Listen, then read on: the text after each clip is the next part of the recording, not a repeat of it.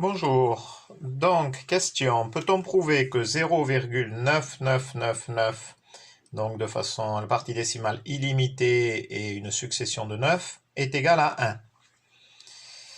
Alors, on va essayer de montrer ça avec trois méthodes différentes. Les deux premières méthodes sont plutôt niveau collège, et plutôt fin collège même. Et la troisième méthode plutôt niveau fin lycée. Commençons avec la première méthode. Alors, première méthode, on est d'accord que 0,999, etc. est égal à 3 fois 0,333, etc.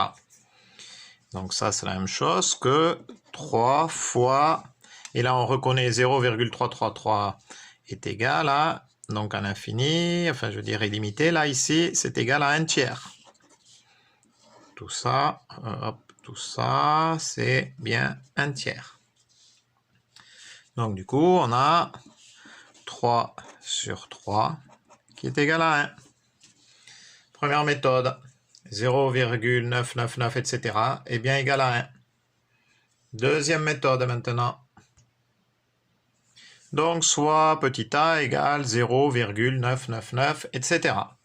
Je vais multiplier à gauche et à droite de l'égalité par 10. Du coup, je vais avoir 10 fois a égale 9 plus 0,999, etc. Si je multiplie ici par 10, j'ai bien donc 9 plus 0,999, etc. Alors, ce 0,999, etc., c'est petit a. Donc, c'est comme si j'avais 10a égale 9 plus a. Le a, je le passe de l'autre côté, il devient moins a. Donc 10a moins a, ça fait 9a égale 9. Et donc, du coup,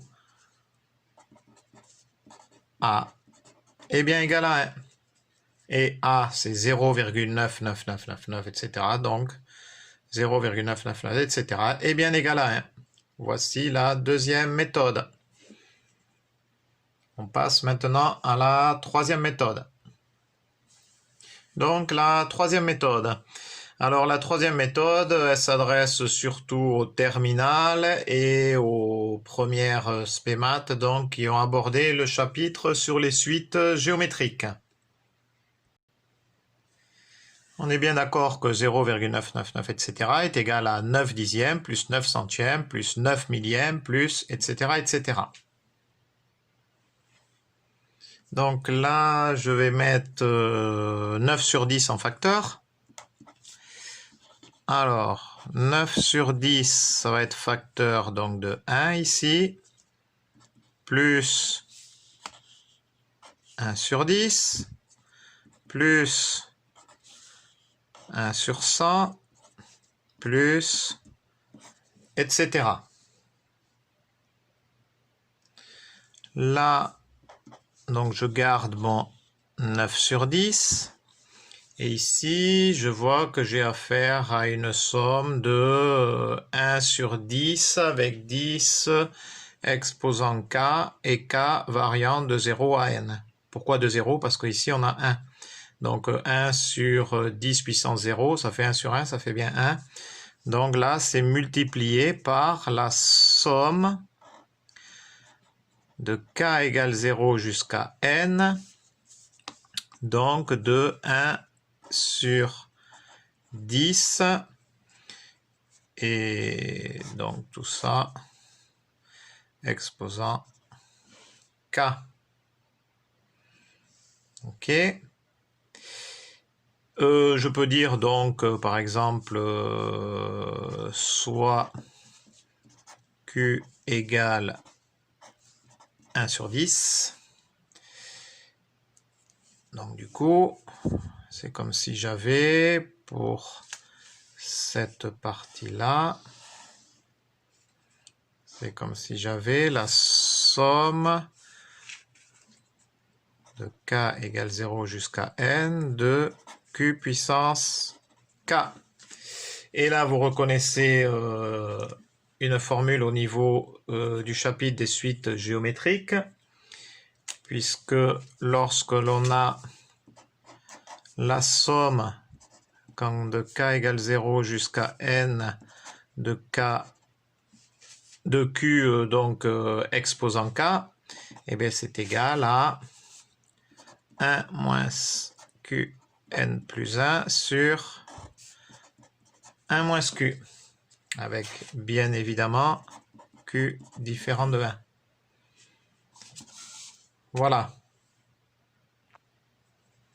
Donc on applique ça, hop, ce qui devient égal à 9 dixièmes multiplié par donc 1 moins 1 sur 10 le tout exposant n plus 1 sur 1 moins 1 sur 10.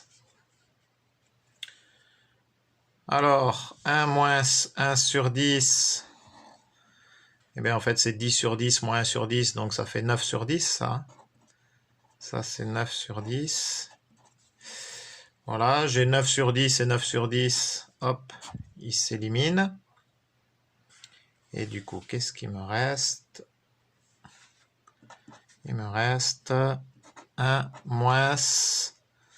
Alors là, 1 exposant n plus 1, ça fera toujours 1, donc autant que je mette 1 sur 10 exposant n plus 1.